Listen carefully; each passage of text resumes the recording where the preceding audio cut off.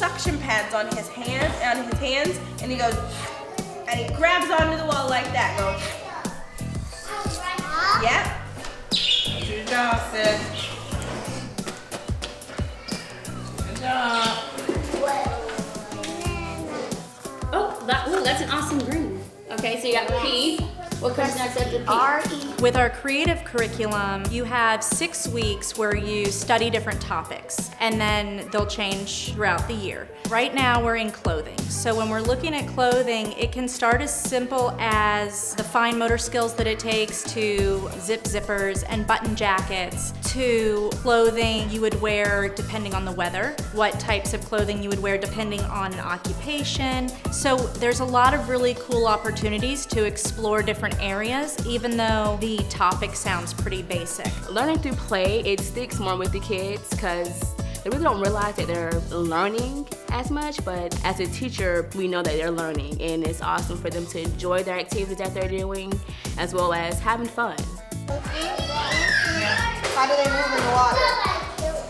They go like this? They go like that? So you can either move you either move 2 spaces, so you either get to be on the big B or you move to the little A. All of the activities that we know your child will need to know by the time they go to kindergarten are embedded in everything that they're going to do throughout their whole day. This is salt, not sugar. And they're the same color. Put your hands in it. You mix it up. The main process here at the creative curriculum is you don't want the kid just to kind of sit on the carpet during circle time and kind of just be talked to. You want them to actually really interact and feel what they're learning. So when the child experiences the curriculum, they still feel like they're coming to play every day. But that play is very intentional. It's planned out by the teachers very carefully throughout their lesson plans, from looking at what their individual goals are for each of the children in their classrooms. And we're going to build a pond with the blocks, the wooden blocks.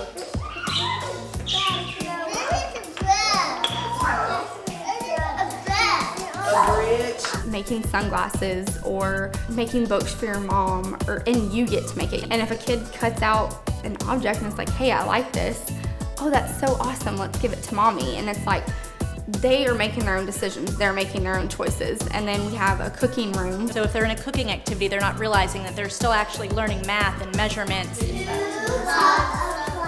How big do you think a cup of flour is? Very top, green, G-R-E-E-N, green. So start right here. It's the title. Oh, that's an awesome green. Mixing, talking about textures, and then once they add the food coloring, why things change, what different colors they put in to make new colors. Oh, look! Is it a liquid anymore? No, it's a solid, right? Where if you think back to when you were in school, most times if you remember like an activity that a teacher might have taught you that really stuck with you, it's because it was super interesting and cool. You know, it wasn't the day that you were only taking notes straight from the board. That's true for young kids too, that the things that are fun is what's gonna stick with them. And so it's making everything super fun throughout the day. The lion, it makes a sound like this. Roar! The lion, it makes a sound like this. Roar! With the infants, we take them on the little cribs, the emergency cribs, on walks all around. So sometimes we'll take the kids down to the other building to go visit that building, walk around.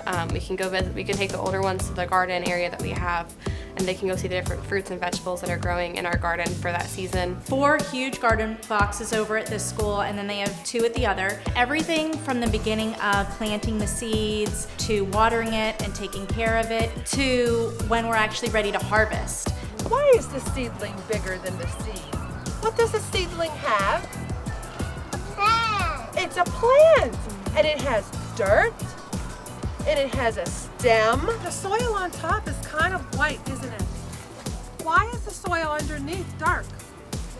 And we let our kids pick whatever we're growing out there and bring it in, and we'll cut it and eat a tomato. Or we just got cucumbers and Miss Ivory is making pickles. The vegetables and fruit that we pick from the garden, it incorporates in our cooking We serve fresh food, so that helps us with the fresh food. This last year, we had kiddos that were out there eating kale, like straight out of the garden. Their parents were like, there's no way they're eating kale. And I promise you, we have pictures, it happened. They ate the kale and they were excited about it.